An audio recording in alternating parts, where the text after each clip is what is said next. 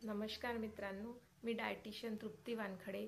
आज आपण एंजिओप्लास्टी झालेल्या रुग्णांना, एंजिओग्राफी झालेल्या रुग्णांना कशा प्रकारचा आहार घेतला पाहिजे ते आपण आज बघणार आहोत।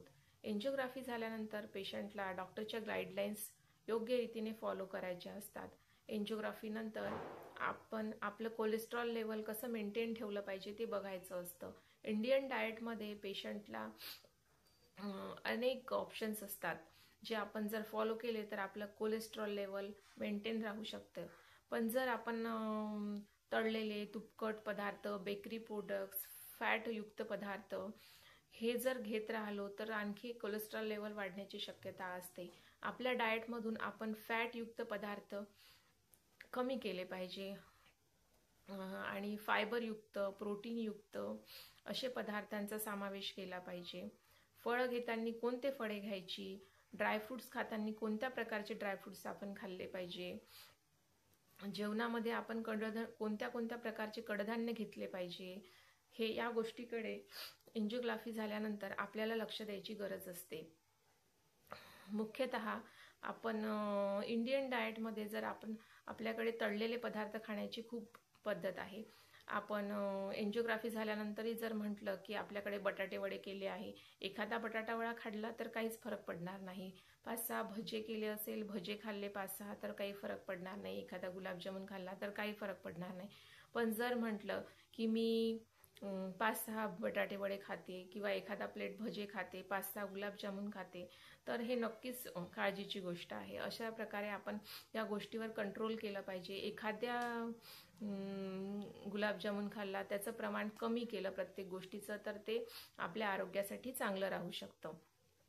पेशंटला आपल्या आरोग्याची विशेष काळजी घ्यायची गरज असते। एंजिओग्राफी नंतर विशेषतः त्याला त्याच्या आहारामध्ये जे फॅटयुक्त पदार्थ आहे ते कमी करायची गरज असते।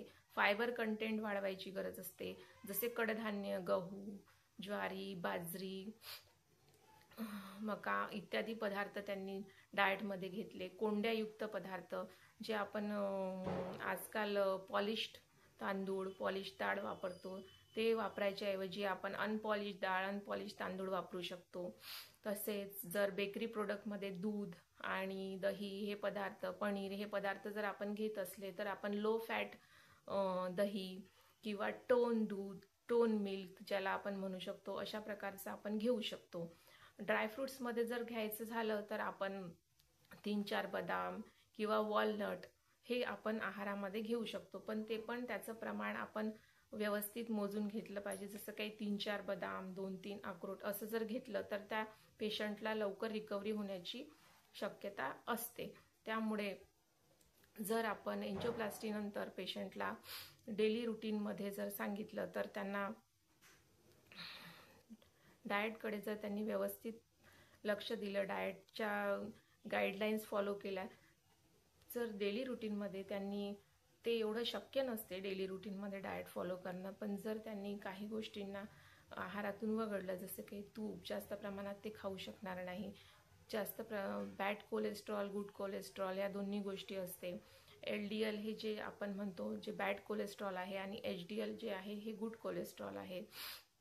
तर कडधान्य खाल्ल्याने आपलं HDL वाढू शकतं, जे गुड कोलेस्ट्रॉल आहे, जे आपल्या हेल्थसाठी चांगलं आहे।